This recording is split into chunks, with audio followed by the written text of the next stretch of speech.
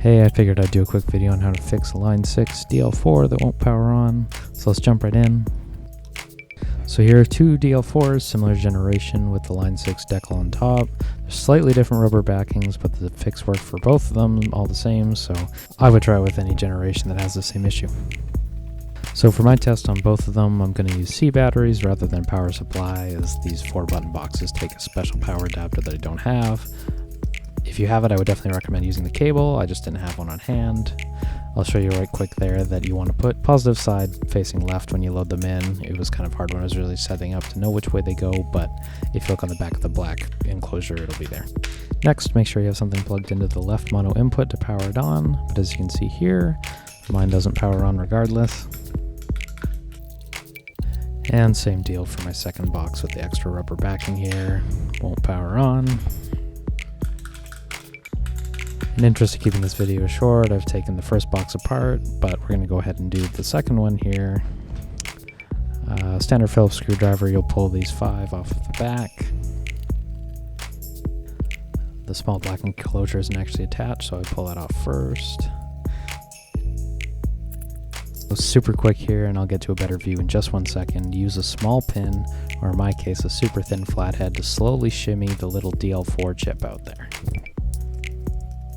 Now for both of mine, I've completely pulled them and put them back in, but some people online have suggested that you can just push on them to reseat them better. So here we go. I'm just gonna put my DL4 chip back in its slot. My left unit here snapped into place, but this one doesn't. Either way, you want to really just put a fair bit of force into the corners there just to make sure it's all the way in, because it does come loose, as both of these have. So as you saw, I put my batteries back in, and now we're just going to put a little patch cord in to convince it to turn on.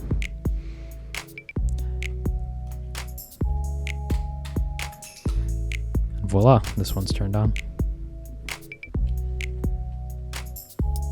Same thing as taking it apart. I'm just going to do a super quick time lapse of how to put it back together. The only thing I say not to miss is to put that little black cover in before you screw it together.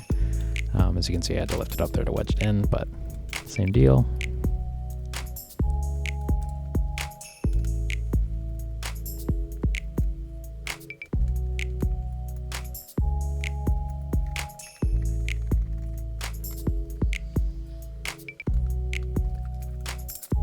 Great, now back onto the other unit. I'm just going to do the exact same thing again.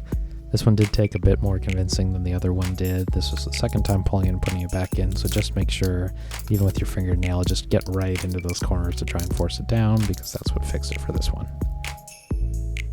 And here I'd definitely be using that power supply if you do have it, because you could easily put a finger on either end of those connectors and shock yourself here, but this is all I have, so we're just going to make sure it's working real quick until we put it back together, and voila, there we have this one going as well.